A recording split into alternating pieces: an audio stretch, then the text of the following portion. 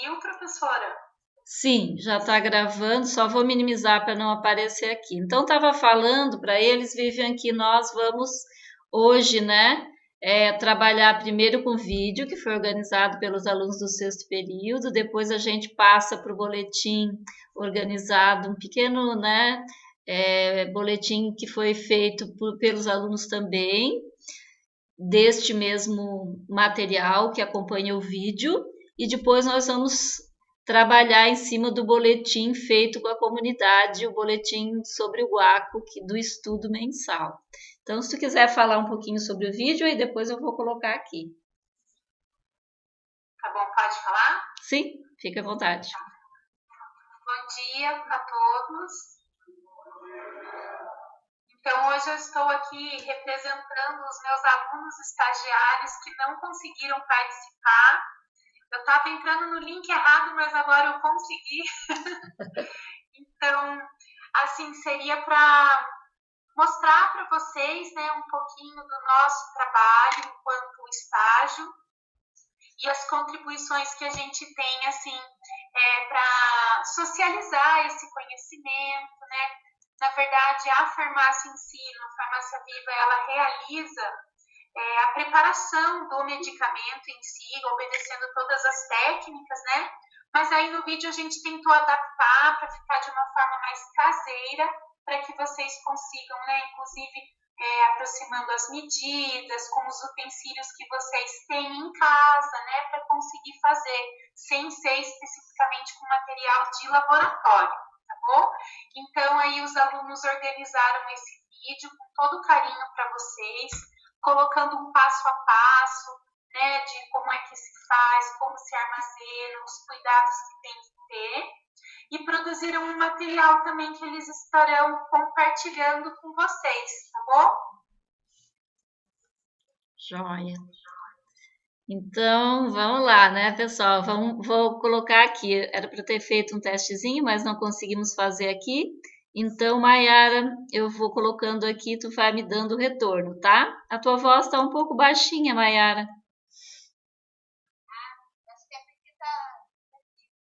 Agora está melhor, tá? Eu vou colocar a tela inteira e vou compartilhar então o vídeo. Eu vou colocar o link, né? E vamos ver como ele entra aí para vocês. Só um minuto que eu vou puxar aqui o link. Link do vídeo. Depois vocês vão ter o vídeo para assistir quantas vezes quiserem também, porque ele está no YouTube. Então a gente pode passar, né? O link e vocês podem ver ali. Agora eu vou colocar aqui numa aba, peraí.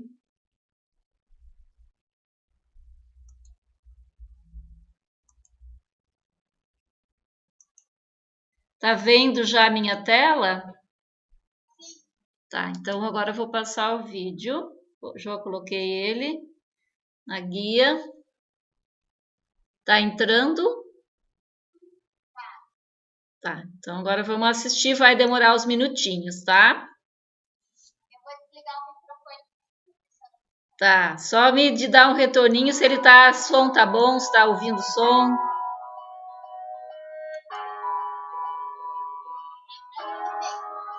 Tá bom? Tá.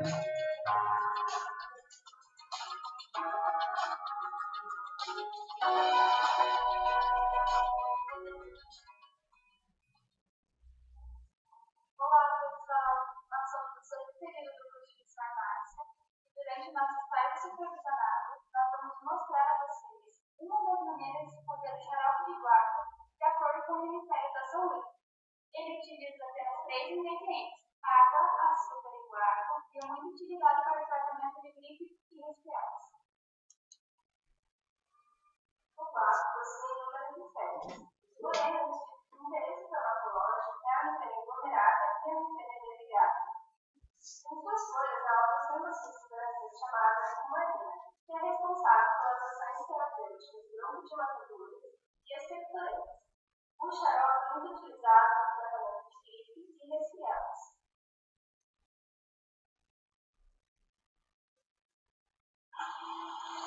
Primeiramente, nós lavamos com água e sabão todos os frascos que vão ser armazenados o xarope. Após todos os frascos estarem lavados e suas tampas, devemos passar álcool 70 e colocar para escorrer em uma superfície limpa. Então, primeiramente, vocês devem desocupar toda a pia na hora de fazer o xarope, né?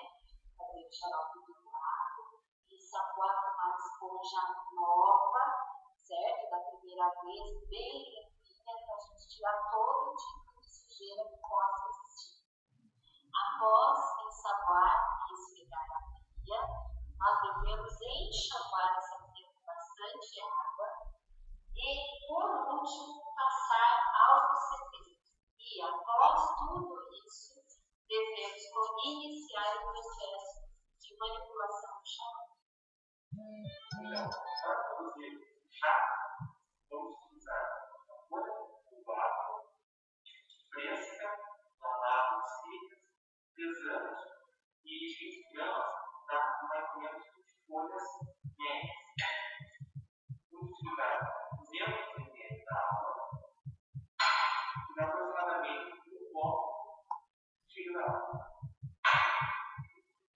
Para produzir o xarope, vamos utilizar o açúcar na mesma proporção do chá. Utilizaremos utensílios para a produção de xarope. O filtro de papel, funil, uma espátula pode ser vertical também, uma panela pode ser de vidro, cerâmica, esmaltada, aço inox, mas o alumínio não é muito utilizado em algumas substâncias que podem perder. E o vinho para armazenar. Lembrando que é sincronizado com o vinho. Como eu disse anteriormente, para fazer o chá é utilizada a proporção de 1 para 10 para folhas frescas. Se você não tiver as folhas e for utilizar as folhas secas, é importante lembrar que é utilizada apenas metade da proporção. Ou seja, se você vai usar 200 ml, é bom utilizar 10 gramas apenas das folhas secas. Aqui a gente vai fazer uma quantidade um pouco maior, onde foi colocado 100 gramas das folhas frescas para 1 litro de água. Você vai esperar ferver, colocar as folhas e então esperar 5 minutos na boa até sentir o aroma que é liberado através das folhas. Ele é um aroma bem característico, adocicado e lembra muito mel. Após isso, você vai desligar e deixar ele descansar por cerca de 15 minutos. Aqui a gente já deixou ele ferver, está liberando o odor das camarinas que existem bem adocicado. A gente vai desligar, deixar ele descansar por uns 15 minutos até ficar bem morno para poder fazer o xarope. Bom, pessoal, agora que o nosso chá já deu uma esfriada, nós vamos fazer o processo de filtragem.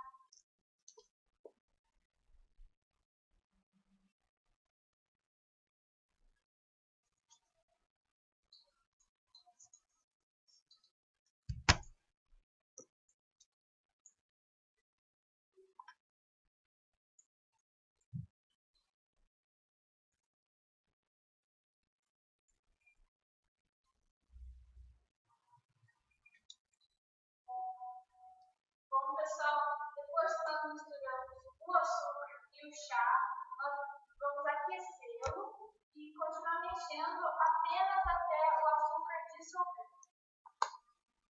Então, pessoal, aqui ó, o nosso açúcar já se dissolveu por completo. Nós vamos tirar do aquecimento, não precisa engrossar sobre o aquecimento. Depois, quando ele esfriar, ele já vai pegar uma certa consistência. Então, agora para finalizar, eu vou apresentar o xarope. Como já foi dito, o vidro vai ser analisado e medido.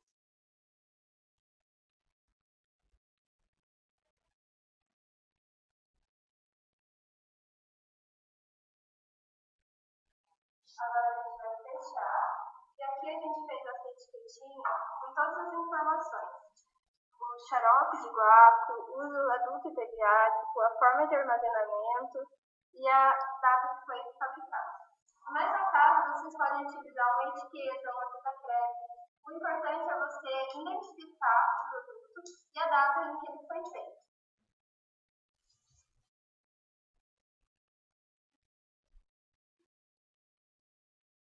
O xarope de guaco caseiro deve ser armazenado em recipiente de vidro com tampa esterilizado de coramba, longe da luz, em lugar seco e arejado, de preferência na geladeira.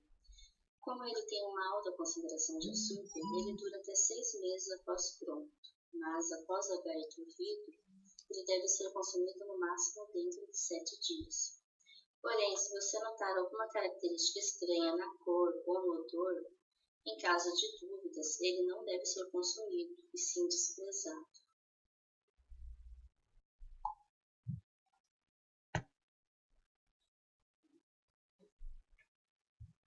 O xarope de guaco deve ser utilizado de forma racional. Por isso, é importante considerar a dosagem de acordo com o Ministério da Saúde.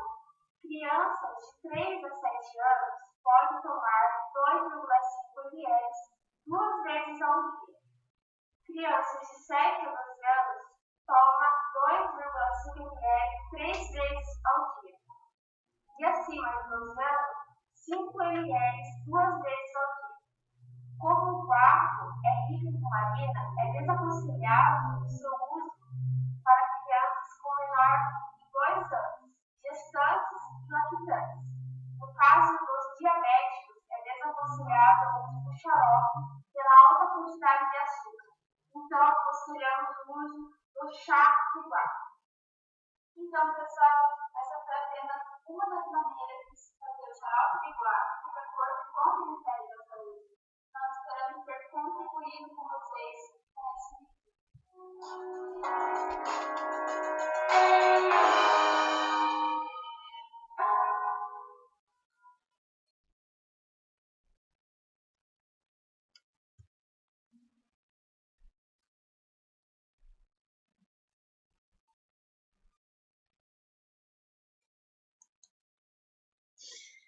Ok. Deu para assistir bem, pessoal? Legal. Deu para ouvir então bem, né? Entenderam como fazer? Joia. Então, como a Vivian falou, a gente fez, né? Os alunos fizeram essa gravação, mostrando lá no laboratório da faculdade, mas vocês podem fazer com os recipientes que vocês tiverem, da forma que vocês tiverem também aí. E podem utilizar as folhas do guaco, então, para fazer o xarope. É bem simples, né?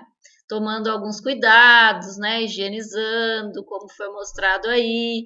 Vocês podem usar no lugar também do açúcar cristal, açúcar mascavo, também se utiliza mel. Então, esse foi um jeito, mas tem vários outros jeitos de fazer o xarope caseiro para aproveitar as folhas que vocês têm aí. Então, é bem interessante.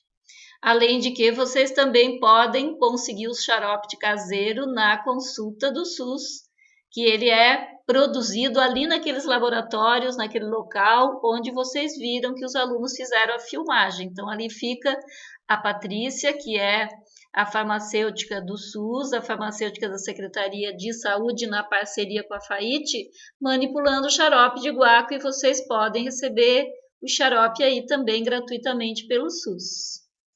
Mas vamos conhecer um pouquinho mais sobre o guaco e dar uma olhadinha no material que foi preparado. Eu vou puxar aqui agora o material que foi preparado, escrito, e depois a gente também vai conhecer um boletim feito só sobre o guaco, para conhecer bem essa planta.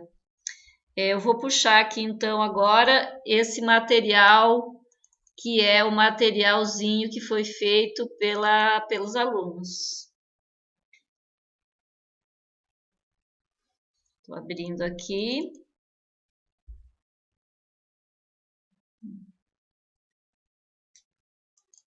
Acho que não está abrindo.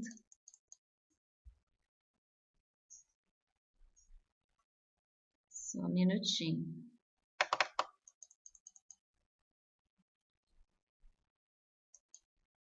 Acho que agora vai abrir.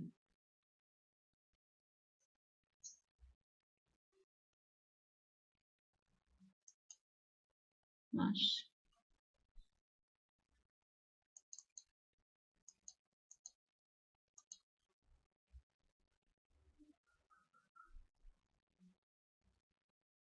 Estou tendo um pouco de dificuldade. Então, antes de a gente ver esse materialzinho que acompanha, nós vamos dar uma olhada no boletim que nós temos do Guaco, tá?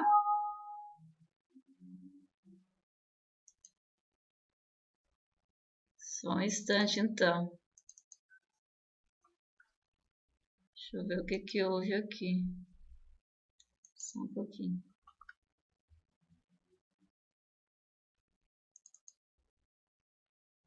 Acho que agora talvez até eu abra o outro. Acho que estava travadinho aqui. Vamos ver.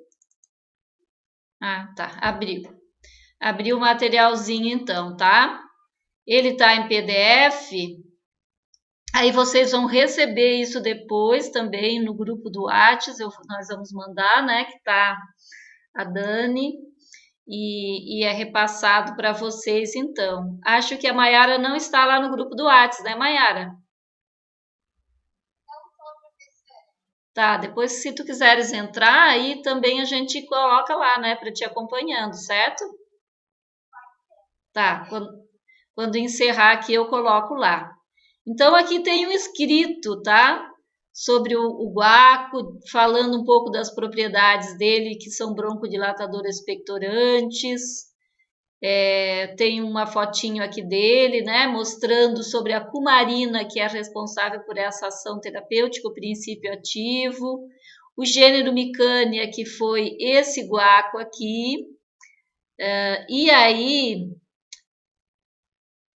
a produção, a receitinha, porque caso vocês, né, não queiram no momento olhar o vídeo, queiram seguir aqui pelo materialzinho, já tem visto o vídeo para ver todas as orientações, aí vocês podem ter a receitinha aqui também. Então aqui vai a quantidade de açúcar, de água, as folhas frescas do guaco, o modo de preparar, tudo que foi feito ali no vídeo, tá? Depois guardar, tomar cuidado em guardar longe da luz, né, em geladeira, depois de aberto, não usar depois de 7 dias. Então, é um material, na verdade, que traz as informações principais do vídeo, tá?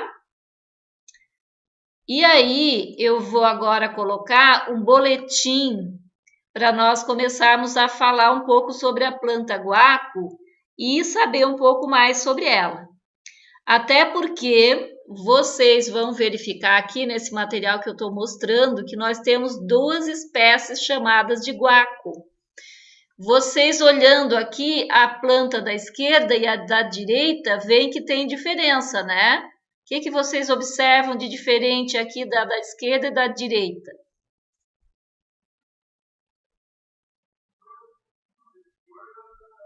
Estão falando que uma tem flor, a outra não. Uhum. E a folha?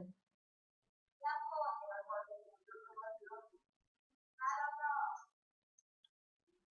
folha é diferente também. Né? O formato dela. Exato. Então, depois até vocês vão olhar qual é o guaco que vocês têm ali, porque são 2 espécies, são 2 parentes. Esse da esquerda tem essas pontinhas aqui. Então, esse aqui é um tipo, tá? Professora? Oi. Ele fala que é esse da esquerda. Vocês acham que é o da esquerda? Os dois têm, professora. Pois é, bem difícil identificar, porque às vezes a planta também sofre uma coisa que a gente chama de dimorfismo foliar, que as folhas jovens são um pouquinho diferentes das folhas adultas, e por isso é muito difícil identificar realmente qual é o guaco que nós temos, em função dessas variações da folha. Mas se a maioria das folhas tiver essas pontinhas aqui, ó, esses biquinhos, e formato assim bem triangular, Então, nós estamos falando do guaco Micânia aglomerata. Já se a maioria das folhas tiver essa forma mais arredondada, quase não tiver essas pontinhas, nós estamos falando do guaco Micânia levigata. E, inclusive, houve no meio científico bastante confusão com isso, até porque muitas plantas que foi feito estudo eram esta e foram descritas como esta. Mais recentemente, os botânicos que são específicos dessa família e desse gênero, então começaram a pontuar as diferenças. Mas não é muito fácil mesmo enxergar essas diferenças. Ó, aqui, ó, a pontinha, né? Olha a pontinha aqui, essa bem mais arredondadinha. Então, nós aqui na horta temos o de pontinha, o glomerata, que foi aquele que foi os que tinha no CRAS Santa Maria, onde a gente desenvolveu um trabalho lá com o Wagner, o assistente social, e a equipe. E lá também tinha o Micânia glomerata, que é aquele com pontinha. Então, inclusive, nós vamos falar aqui dos dois, o que existe de pesquisa sobre os dois, né? Essas duas espécies. E então, essa é a principal diferença. Também nós vamos ver que o florescimento dele se dá em época diferente. Quando a gente entrar aqui no boletim vendo sobre as informações agronômicas, nós vamos ver sobre isso. Mas olha as variações morfológicas do Micânia aglomerata, aquele que tem pontinha. Às vezes as folhas podem variar desde assim, até assim, até assim. Então, por isso fica muito difícil a gente identificar, porque no mesmo pé, na mesmo pé, nós vamos encontrar algumas variações morfológicas de forma nas folhas. São plantas, essas duas são plantas nativas. Então, quer dizer que uma planta nativa é aquela que tem origem aqui no nosso país. Então, são plantas nativas e já utilizadas pelos nossos indígenas. É um fitoterápico também, né? Que desde a planta, então, ele é brasileiro e de uso tradicional. Ele até foi registrado assim na Anvisa pelo uso tradicional dele, pelo uso que as populações faziam dele, porque tem que ter registros, não ter toxicidade. E aí, com base nesses registros, ele foi registrado como um medicamento tradicional. Na mata a gente encontra, então ele como é uma planta trepadeira, é fácil encontrar ele na mata, subindo pelas outras plantas. E nós vamos encontrar, por exemplo, o levigata, né, e o glomerata, eles vão ambos se encontrar aqui na Mata Atlântica. E o Micânia levigata, por exemplo, aliás, o Micânia glomerata, que é aquele de pontinha, nós vamos encontrar em quase todos os locais do Brasil. Ainda a gente vai encontrar ele agora dispersado na Argentina, Paraguai, Uruguai. E o levigata, aquele mais arredondadinho, é nativo mesmo do sul do Brasil, de São Paulo e do Rio Grande do Sul, mas aí ele foi também se dispersando. Ele fica também muito, a gente vai encontrar muito ele em beira de rio, nas capoeiras. E ele, popularmente, né, nós vamos aqui estudar um pouquinho sobre ele, ver o que tem de uso popular e também do que existe já de estudo. Então, a nossa população, que nós fizemos o estudo, a comunidade que nós fizemos estudos, as pessoas usam ele para problema respiratório, fazem até travesseirinhos, botam folha e flor dele e fazem um travesseirinho para problema respiratório. Travesseiros de plantas é uma coisa muito interessante, as pessoas fazem muito também e é bem benéfico. Travesseiro de camomila para relaxar, travesseirinho de marcela, né, também para dormir bem. Melissa, a erva cidreira brasileira, tanto quanto a erva cidreira europeia, Melissa officinalis ou a lipialba, né? Então, a gente pode usar tanto folhas como flores e fazer esses travesseirinhos também, que nos ajudam, tem ação através, né, do cheiro deles. A nossa população aqui do estudo também faz um xarope misturando mamão verde, agrião, guaco, gengibre e açúcar mascavo. Outro xarope mistura aça-peixe, poejo, mel e ainda o guaco.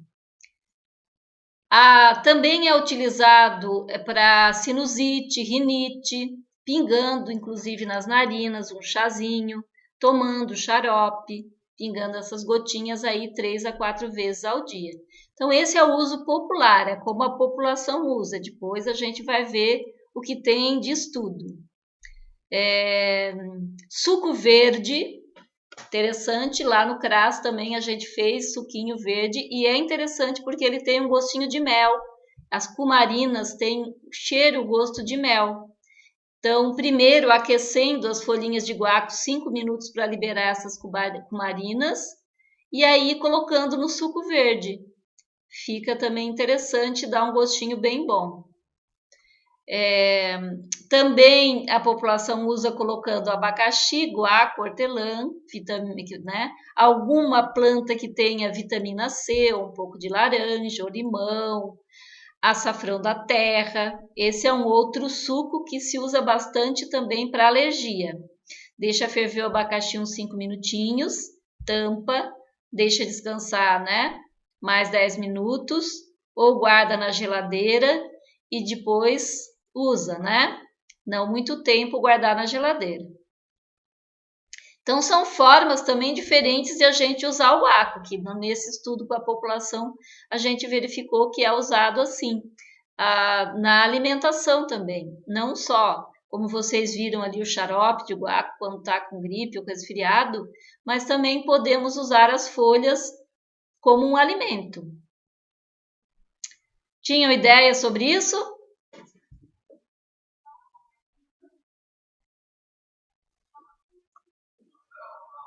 Não? Então, ok, fica uma dica aí, né? Se você já tem o guaco, tem uma boa quantidade aí, dá para usar. E aí já vão estar trabalhando a parte respiratória também. Então,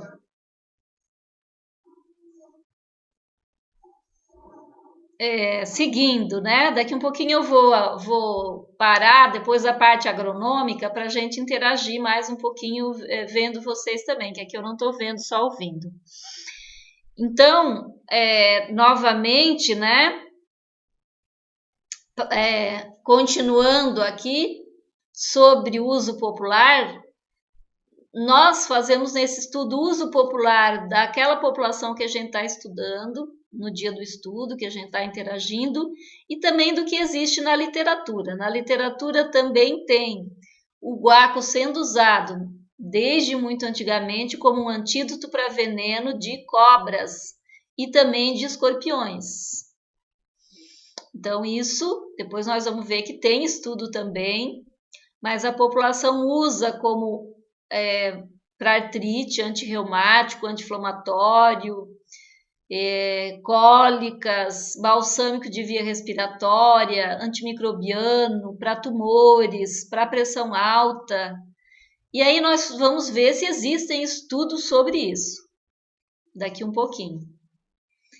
Também é usado o guaco na forma, a população usa com sabãozinho medicinal. Esse sabão medicinal, ele é um antisséptico, então no tratamento de alergias, também no caso de queimaduras, picada de inseto, é usado guaco, tanto chá, né, colocando chazinho com algodão em cima da queimadura, as picadas de inseto também, frieiras, lavando, né, os pés e dor de dente. Também depois nós vamos ver se existe alguma coisa de estudo sobre isso. Vou parar um pouquinho para interagir com vocês antes mesmo que a gente entre nos aspectos agronômicos. Então, só um instante que eu vou colocar aqui. Pronto. Ok. Tem algum outro uso que vocês têm feito do guaco além destes? Diferente? Ou é tudo isso daí? Uhum. sobre a questão do guaco em relação à dor de dente. O chá que faz, mastiga a folha, como que funciona? Tá, nós vamos daqui um pouquinho ver mais para frente, quando a gente vê o estudo científico dele, aí a gente pode ver que dá para fazer bochecho também, como se fosse um colutório, né? Aqueles que a gente faz o bochecho, nesse caso. E tem produtos que estão se desenvolvendo também já na indústria, desde que se pesquisou isso para que possa ser usado, mas eu não soube ainda se esses produtos já estão no mercado. Faz um tempo que ele foi estudado sobre isso, aqui na Unicamp, inclusive, mas eu acompanhei que estava sendo visto a possibilidade, nós vamos ver também nesse material científico, a possibilidade de se produzir esses produtos, mas não sei se já finalizou, se já se encontra no mercado. Mas o bochecho, né, pode ser feito com chá bem forte, chá de guaco, então pode ser usado dessa maneira. Também, né, nós vamos ver que tem alguns estudos para placa bacteriana. Então, ele vai funcionar assim também como um antisséptico. Ok? Mais alguma dúvida, alguma pergunta até então? Depois vocês olhem direitinho de vocês lá no campo, aí na horta, para ver qual daqueles guacos que a gente mostrou aí deve ser o de vocês, né? Professora, Uhum. o outro aqui está com uma dúvida com relação a esse chá com a frieira. Aham. Passa o chá, como funciona? Sim, banha os pés, isso, com chá bem forte também, pode fazer mais forte, uma quantidade maior. E também tem o picão preto, que é excelente. Pode acrescentar o picão preto. O picão preto é muito bom para isso. Com chá e aí mergulha o pé, deixa um tempo aí, né, uns minutos. Pode deixar até uns 10 minutinhos, mergulhando os pés e deixando. Ok?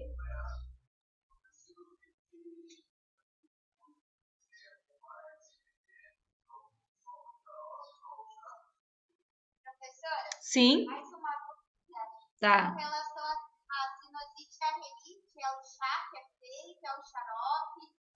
Pode ser feito chá e pode ser feito xarope. O xarope é mais usado porque é mais fácil, né?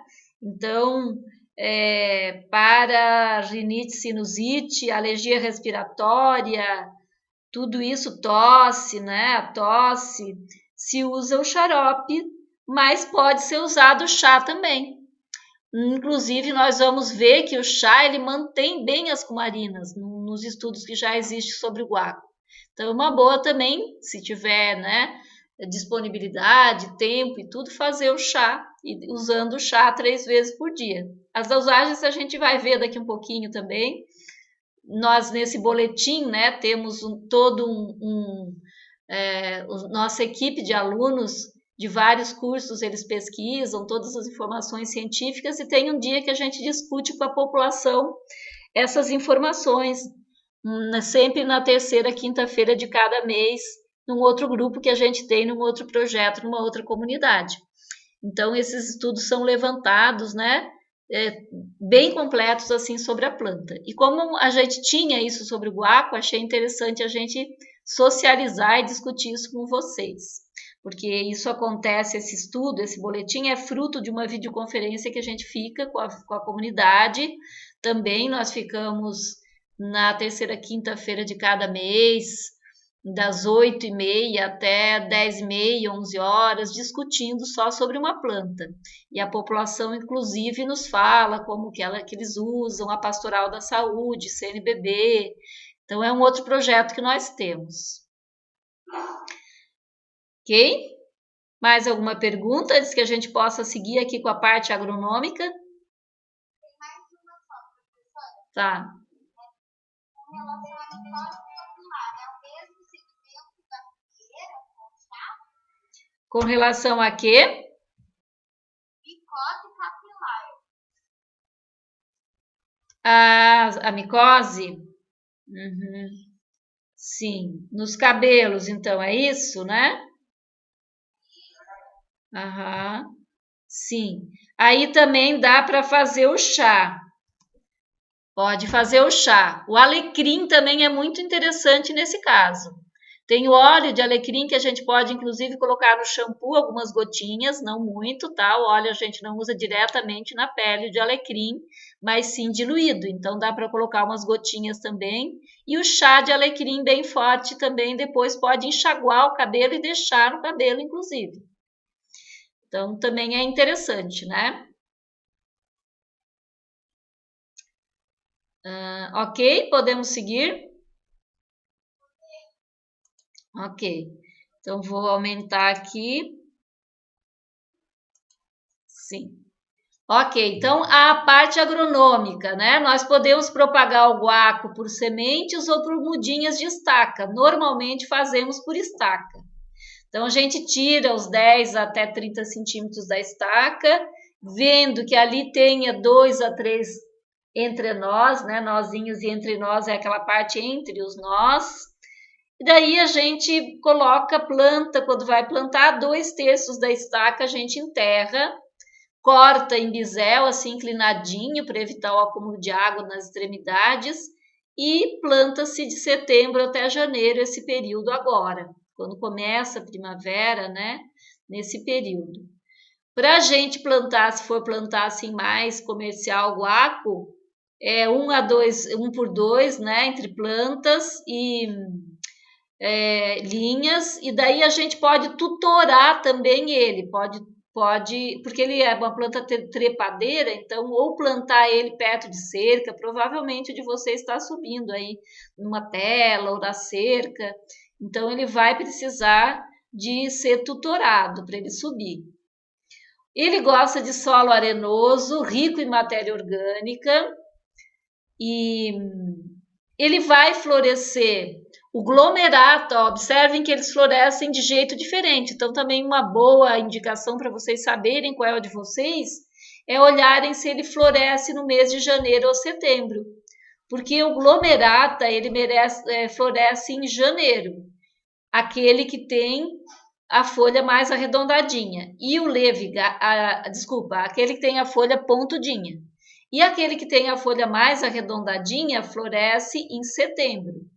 Então, é interessante vocês observar isso, de você estiver florescendo por agora, né, tiver florescido em setembro, então é o levigata. Agora, se tiver florescer em janeiro, é o glomerata. Os ramos e folhas é bom colher antes da floração e depois a gente pode ou usar fresco ou, se quiser guardar, secar no secador ou fazer, né, envolver ele com papel craft, colocar na sombra, sempre na sombra, tá? Não podemos colocar as cumarinas para secar no sol, senão os princípios ativos vão volatilizar, vão desaparecer. Se vocês já acompanharam e vocês observam bastante sobre plantas, pelo que eu acompanho aqui de vocês também, o guaco gosta de um pouco de sombra, ele vem bem assim num pouco de sombra. Tanto que na mata ele vai, né, na sombra, vai subindo em árvores, nos galhos, vai se expandindo muito bem. Em relação à sombra, foi verificado que ele gosta de um sombreamento assim moderado, tipo uns 30% de sombra. E aí, inclusive, foi feita pesquisa aqui na Unicamp, no CBPQA, de que a cumarina, que é o princípio ativo, o poder curativo dele, foi maior, foi de 5%. Quando foi a pleno sol, ela caiu para 1%. Então, cai bastante, né? A produção de cumarina nas folhas também, ela é bem maior, por isso que nós vamos usar as folhas. Cada planta medicinal tem uma parte que a gente usa. No caso do guaco, é nas folhas. Não que não tenha princípio ativo no caule, mas é bem pouquinho. Nas folhas, então, é que nós vamos ter uma grande quantidade de cumarina. Por isso, nós, né, vamos preferir usar as folhas dele. Também um jeito de produzir o guaco é plantar em agrofloresta. Hoje é muito comum, né? Cada vez está aumentando mais e muito sustentável nós limitarmos florestas para produzir as coisas que nós queremos na agricultura. Então, inclusive, nós temos aqui também na faculdade um sistema agroflorestal, onde a gente imita a natureza misturando as plantas. Não é bom ter monocultura, as plantas vão ter mais pragas, as pragas vão atacar mais. A natureza não é assim, né? Tudo só uma planta. Então, nesse sistema de agrofloresta, é interessante o guaco, ele vai bem, porque ele pode subir nas outras plantas. É bem interessante esse sistema para ele, né? Agora, vamos parar um pouquinho e verificar se vocês têm observado o guaco produzido, como é que vocês têm acompanhado, tem alguma coisa para colocar a respeito dos aspectos agronômicos deles. O que vocês têm observado dessas coisas aí que eu falei ou de coisas diferentes? Se tem alguma coisa para colocar, né?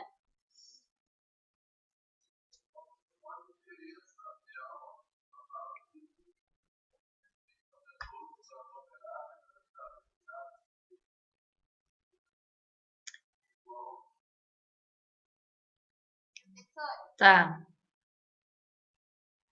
O Leandro perguntou se no uso medicinal do guaco tem diferença entre uma planta e a outra. Aham. Sim, Leandro, as cumarinas os dois têm, os princípios ativos os dois têm. O que vai acontecer é que tem ainda está sendo bastante pesquisado isso, mas tem um deles, que é o Micânia levigata, que é aquele da folha mais arredondada, que tem maior teor de princípio ativo, tem mais.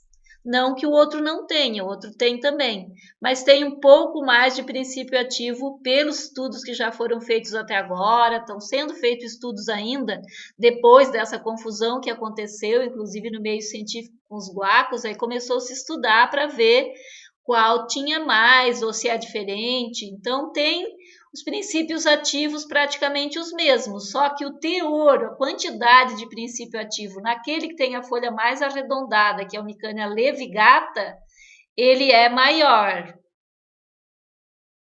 Ok? O Luiz perguntou se pode colocar no álcool também a folha. É feito a tintura também dele, mas normalmente se usa o xarope e o chá, né? Quase não se usa a tintura de guaco. Se usa mais mesmo o xarope, que é para essa questão da tosse, né? Ou o chá, mas pode ser feito a tintura também. Claro, não usar a tintura para pessoas que têm diabetes, nem para as pessoas que têm problema com alcoolismo, né? Aí preferir as outras formas. Ok?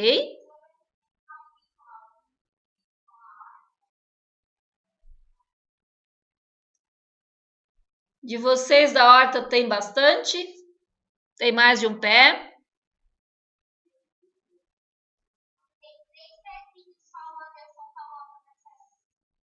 Já está subindo? Ele está numa cerca? Como é que ele está?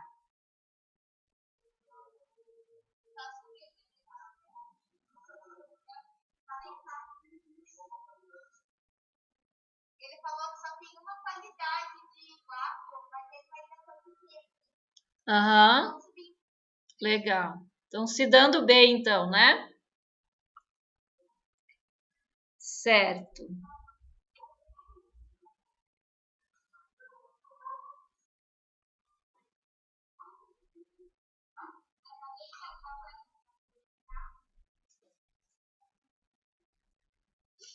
Maiara, mais alguma pergunta?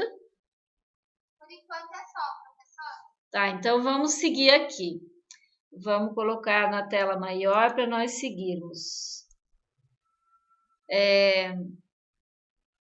Vamos agora entrar nos estudos que tem sobre ele, né? Olha aqui, ó, que nós estávamos falando aí. Então, no Mecânia aglomerata, tinha aqui 0,5% nas folhas, enquanto que levigata, 2,6%. Então, é bastante a diferença. como a gente estava falando ali, tem mais Micânia levigata, naquele mais arredondado, né? E aí precisa ainda também aumentar esses estudos, fazer mais estudos ainda. O guaco já vem sendo utilizado desde 1942, quando foi publicado um estudo sobre o efeito dele broncodilatador expectorante. Mas os índios já usavam para picada de cobra, por exemplo, e depois realmente foi esse efeito comprovado, inclusive usando, né, o guaco para animais. Se usa muito o guaco também para animais que são picados por cobra. Reduz a inflamação, edema, o inchaço. Então, já foi realmente estudado também, já tem esse estudo aí, as cumarinas como antiofídico, para veneno de jararaca, inclusive.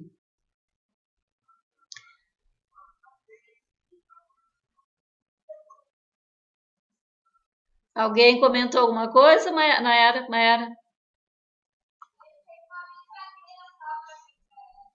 Ah.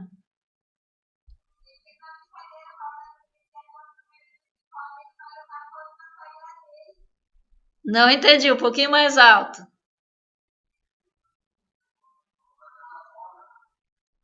João estava fazendo uma brincadeira, professora. Ah. Falando da cara de jararaca e falou que ia usar o chá na sogra dele. Ah, meu Deus.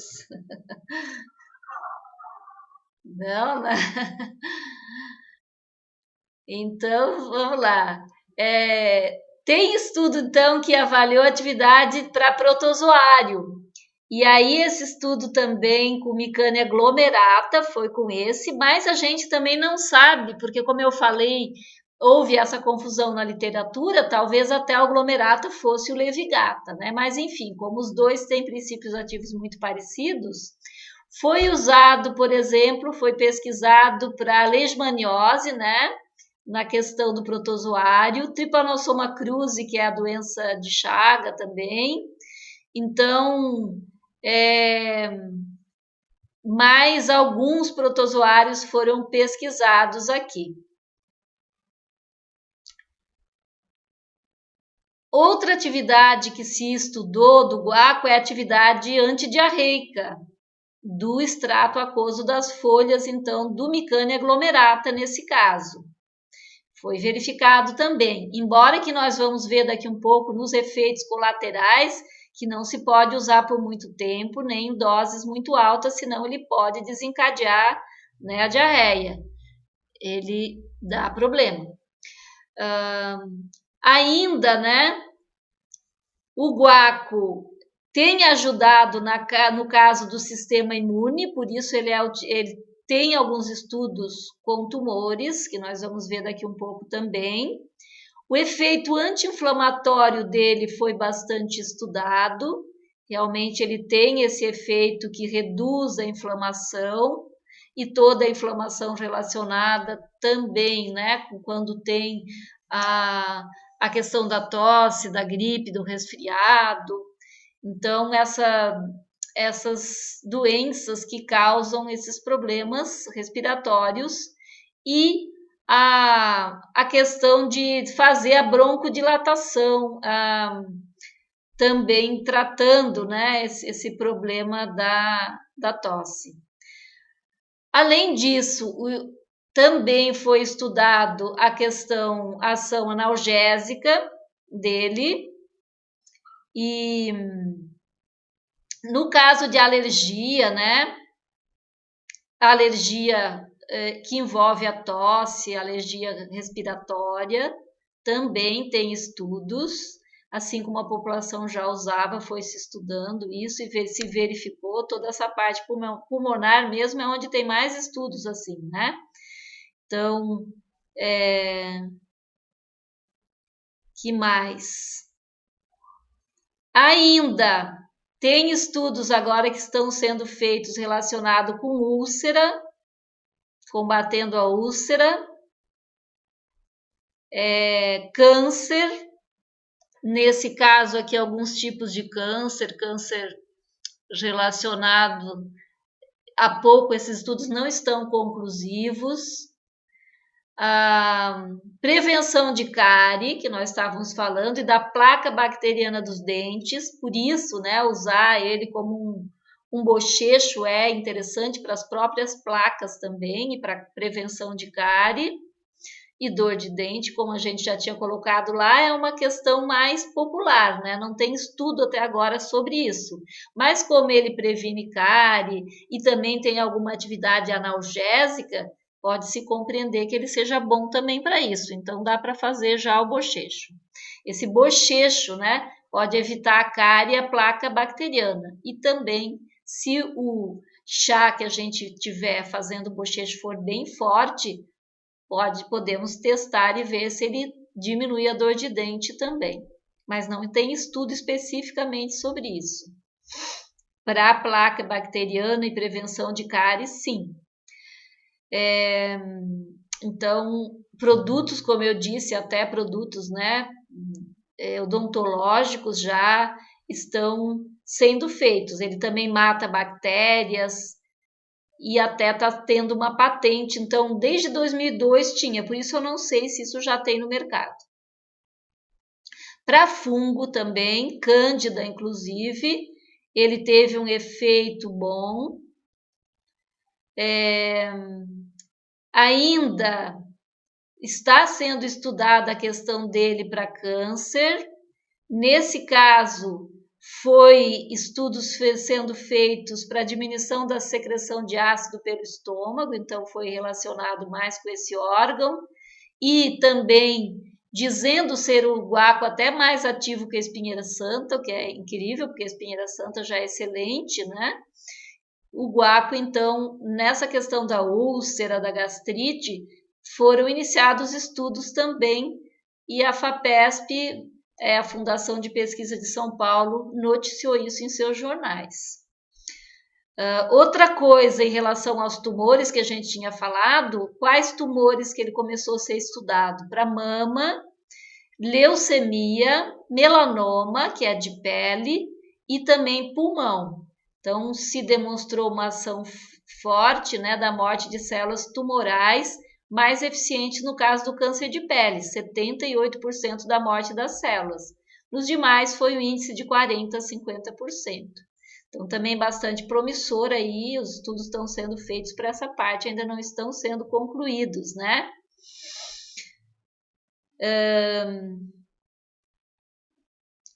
Só que aqui, nesse caso do câncer, está também sendo estudado a questão de uma possível toxicidade para células normais, e esse estudo estava em desenvolvimento, agora já deve ter evoluído também, eu não encontrei mais nada, mas isso que eu encontrei foi de 2002, né? De uma forma geral, em relação à toxicidade do extrato para a gente usar, do xarope, tudo isso, foi visto que tem baixa toxicidade em animais, então, em função de tudo isso, não se observa nas dosagens, né, problemas com a toxicidade. Só que é importante observar, né, que ele seja utilizado na dosagem correta. Então, vamos observar qual seria essa dosagem aí. Vamos ver o que diz aqui, o que os estudos dizem sobre isso. Principalmente, né, no caso aqui de tosse, gripe, para quando ele é mais usado. Então, a recomendação é 3 graminhas, uma colher cheia de folhas, colher assim de sopa, né? Para 150 ml de água fervente, para um copo assim com 150 ml. Então, para a folha verde, usar o dobro. Sempre que eu estiver usando folha verde de alguma planta, eu vou usar o dobro, porque tem mais água. Se eu estiver usando a folha seca, ela vai estar mais concentrado o princípio ativo, eu vou usar a metade. Se for uma tintura, como que eu vou tomar? Acima de 10 anos, eu vou usar 1 a 3 ml diluído em 50 ml de água 3 vezes ao dia. Depois vocês vão ter esse material que eu vou mandar, né, para vocês, para poder olhar. O xarope, 3 a 7 anos, 2,5 ml 2 vezes ao dia. 7 a 2 anos o xarope, que se usa mais, né, 2,5 ml 3 vezes ao dia. e acima de 12 anos 5 ml 2 vezes ao dia. Então, os adultos, né, ou acima de 12 anos, já vocês observam que usa o dobro. Para as crianças, usa menos, a metade. Isso vai corresponder aqui a meia colher para as crianças, 1 colher, né, de sopa para os adultos, mais ou menos. Agora, as contraindicações. É importante observar, né, que crianças com menos de 2 anos e mulheres grávidas e que estão amamentando não devem usar o guaco, tá? Não devem usar o xarope, nem o chá, nem nada. Diabético também não, como a gente tinha falado. E se for usado em alta dose, pode provocar taquicardia, náusea, vômito, diarreia, sonolência. Então, não usar além daquelas dosagens que a gente falou ali. Pode até, uso prolongado, causar acidente hemorrágico, né? Ele vai ficar antagonista à vitamina K e dar esse problema. Também tem muita gente que tem alergia às plantas da família Asterácea, que é essa família aqui do guaco, também a mesma família do girassol, do picão preto, picão branco, várias plantas, né? Essa é a família que tem mais plantas no mundo. Então, é importante observar se a pessoa não tem alergia a essa família, porque tem pessoas que têm. Também, se a pessoa tem problema hepático, não usar prolongadamente, porque pode dar problema, toxicidade. E se tiver quadro respiratório crônico sem diagnóstico, com tuberculose ou câncer, também ficar ligado e atento, né? Isso deve ser acompanhado por um médico e não deve ser usado, nesse caso, sem orientação de médico. O guaco também tem interação com medicamentos, então, anticoagulante, né? Pode interagir, dando sinergia, que a gente chama, podendo tornar mais forte o efeito, e isso pode ser ruim. Antibiótico tipo tetraciclina, cloranfenicol, gentamicina, vancomicina, penicilina. Não se conhece muito como é que é o mecanismo de ação, então tem que se tomar cuidado. E também anti-inflamatórios não esteroidais, é preciso cuidar com o guaco. Não utilizar, porque vai acontecer essas interações. Ainda tem pacientes que têm vírus, né, HIV, e usem medicamentos, esses vários medicamentos aqui que estão listados, que depois vocês vão ver, neofinavir, ritonavir, saquinavir. Então, pode provocar a diminuição das hemácias, leucócitos e plaquetas, e não é legal também, vai dar interação. Pode, né, dar problema. Um último aqui aspecto é o aspecto nutricional gastronômico do guaco, que eu já tinha falado um pouco lá no início, mas que a gente pode colocar em suco, e aqui tem outra receitinha. Botar a folha de guaco, cenoura e ramo de hortelã. Depois coar e adoçar com 1 colher de chá e mel, e beber, né, 20 ml do suco durante o dia, vai bebendo, então é um sabor bem agradável. Também se recomenda que as folhinhas de guaco dá uma ferventadinha para soltar a cumarina, para depois botar no suco. É uma outra opção. Além disso, gente, vocês vão observar que o guaco é uma planta melífera, então quando estiver florescendo, vocês vão ver que as abelhinhas vai atrair, ele tem aquele cheirinho de mel. Então, atrai as abelhas, ele é bem procurado pelas abelhas, o que é muito bom, né? Porque a gente está com a quantidade de abelha diminuindo no planeta. Então, tudo que é planta que atrai abelha é bom. E as folhas sequinhas apresentam esse cheirinho, como eu já falei. Os índios ainda aqueciam as folhas para colocar na pele, nas coceiras, né, erupções, feridas. Então, eles acreditavam que esmagando as folhas fresquinhas, deixando em torno da área de dormir também, esse aroma iria afastar as cobras. Vem daí já o uso relacionado com as cobras desde os indígenas. Então, é por isso, inclusive, o nome dele, que é erva O aco, né, que como eles chamam, tem a ver com cobra-cipó, erva de cobra. Uma curiosidade sobre isso. O guaco também pelos nativos americanos e norte-americanos, né, e colombianos, eles acreditam que ele foi nomeado depois de uma espécie de um ritual. Os indígenas têm rituais, né, com plantas. E aí eles atribuem também esse poder dele para atacar as cobras. Aqui vocês têm uma outra receita de xarope de guaco caseira, que nós fizemos na comunidade do Alto da Brancal, né? Nesse boletim também, que deve ser bastante parecida com aquela que vocês têm lá. Nesse nosso boletim aqui tem equipe que ajudou a organizar de vários cursos, desde engenharia florestal, agronomia, nutrição, enfermagem, né? Vários alunos atualmente têm a biomedicina, a fisioterapia ajudam também, veterinária. Nós temos um estudo agora para plantas utilizadas em animais, né? Plantas medicinais de uso veterinário. Então tem uma equipe aqui que trabalha nisso. Nós sempre visibilizamos os nossos boletins.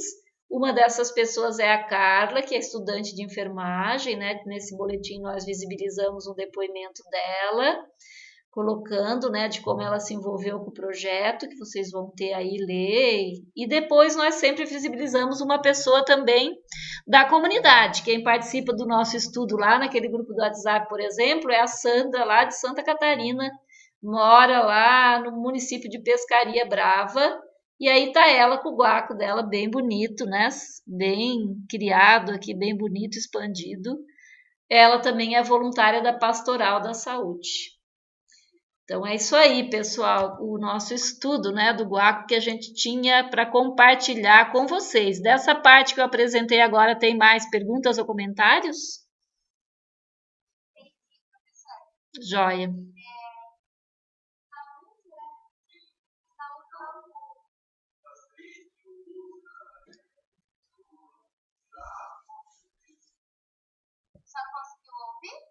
Não consegui. Pode falar para mim, Mayara? Se na úlcera e na gastrite é usado mais o chá ou mais o xarope? No quê? Na úlcera ou gastrite? Ah, sim. Na úlcera ou gastrite, o chá, né? Inclusive tem um estudo ali que mostra, não sei se eu esqueci de falar, mas que o chá, ele conserva melhor as cumarinas, os princípios ativos. Na planta seca ele já diminui um pouco, então o chá é muito interessante usar. Mesmo também para gripe, para tosse, usar o chá, se tiver a oportunidade de fazer, usar o chá, pode colocar um pouco de mel, no caso de ter gripe e tosse, é bem interessante usar o chá também. Né? E nesse caso da úlcera, assim como a espinheira santa, se utiliza o chá, pode ser utilizado o chá, gastrite, úlcera. Então é interessante. A espinheira santa também é excelente, vale a pena outro dia a gente fazer aqui um estudo, um debate, né, de um outro material que a gente fez o estudo recentemente, quando o boletim ficar pronto, que nós já estamos ainda organizando, de a gente fazer aqui um estudo sobre a espinheira santa, que é uma planta muito interessante para esses casos de gastrite, úlcera, até a bactéria H. pylori associada, né, às vezes a gastrite também. Então é muito interessante o estudo. Até agora nós temos estudo de Ora pronobis, de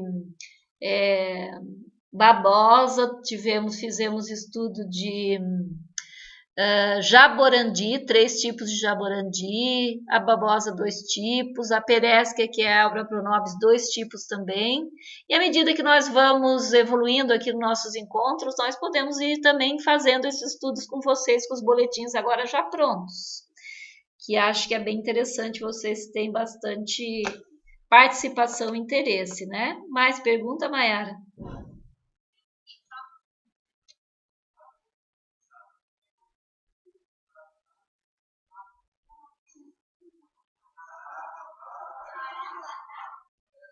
Professora? Sim. O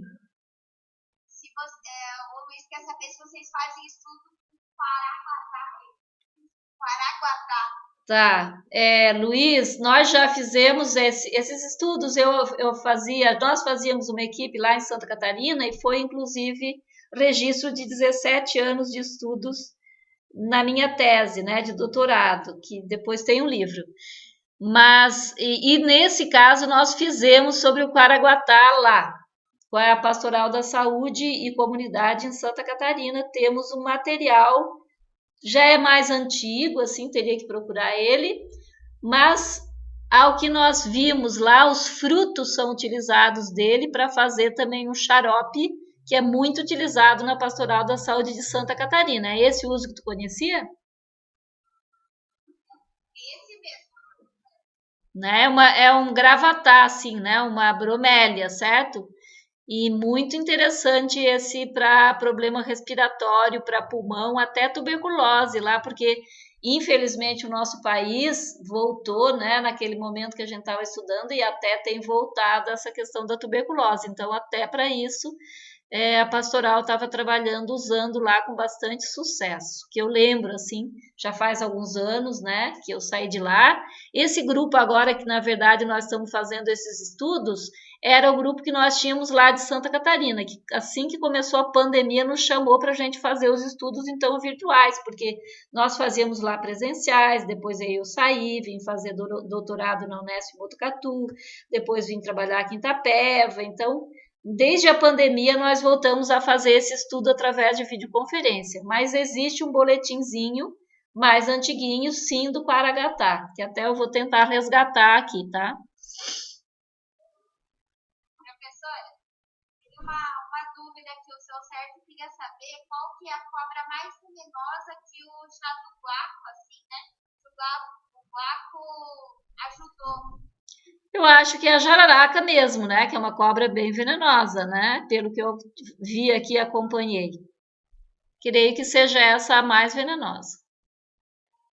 Mais alguma pergunta? Eles estavam comentando aqui, professora, que é muito interessante a quantidade de benefícios que tem o guaco, né? Né? Eu também desconhecia, principalmente esses estudos agora da Unicamp. Eu não tinha conhecimento quando porque nós já fizemos o estudo do guaco anos atrás, lá em Santa Catarina também. Foi uma das primeiras plantas que nós estudamos, isso lá em 1998, 97, 98, quando começaram os estudos. E agora vem dos estudos da Unicamp, né, para placa dentária, câncer, essa questão da gastrite, úlcera, esses estudos na época não existiam. Então foram mais recentes, assim, tem um leque bastante grande, né? É bem interessante mesmo a quantidade de estudos que tem, os diferentes estudos que tem nesse sentido. A parte de fungos, né? Antifúngico também, os protozoários, essa parte eu não tinha encontrado. No estudo que eu lembro que a gente fez anos atrás, era mais essa parte respiratória, a parte antiofídica para cobra já tinha, mas esses outros estudos eu não tinha conhecimento, então também fiquei bem surpresa. Tem mais uma pergunta. Aham.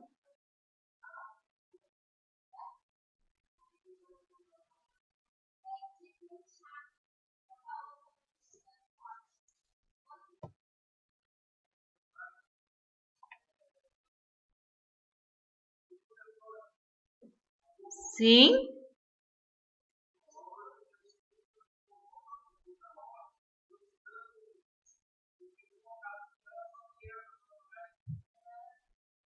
O seu André está comentando que um outro apelido, o seu Antônio, fez uma casinha e começou a colocar as ervas medicinais que a senhora vem trazendo. Ele já começou a colocar nos vasinhos e deixar separado na comunidade. Nossa, que show! Muito legal, muito bom. Fico muito feliz. Bem legal. E por hora é só isso mesmo, professor. Então tá jóia, tá ótimo. Esse nosso encontro foi bem específico assim sobre o guaco, né? Aí agora, Maiara, nós precisamos marcar o próximo encontro. Eu creio que nós precisamos marcar um encontro mais, deixa eu ver, daqui a 15 dias quando seria, porque nós vamos entrar na época de prova agora, Então, seria a próxima segunda-feira, hoje nós estamos no dia 23, a próxima seria no dia 30, né? Aí a outra seria no dia, acho que nesse dia 7 desse dia é bom.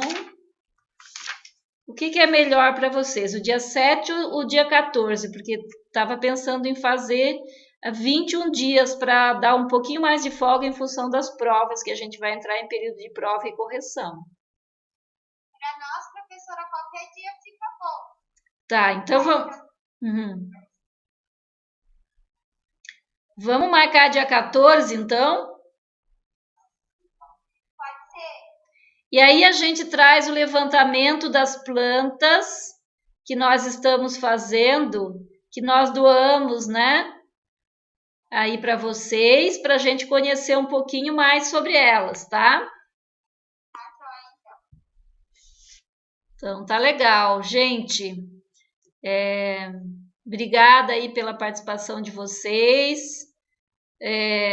Camila ainda está por aqui, não vejo Camila, deixa eu parar a apresentação para ver vocês aí melhor.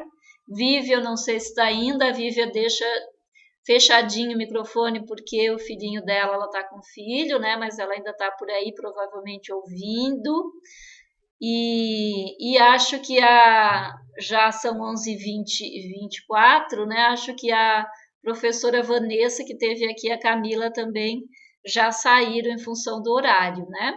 Pode ser às 9 o nosso próximo encontro, então, Maiara, próximo no dia 14 de dezembro? Então tá, ok. E também nós estamos planejando aqui, Maiara, colocando o nosso planejamento do ano que vem, da faculdade, a continuidade aqui do projeto com vocês, tá?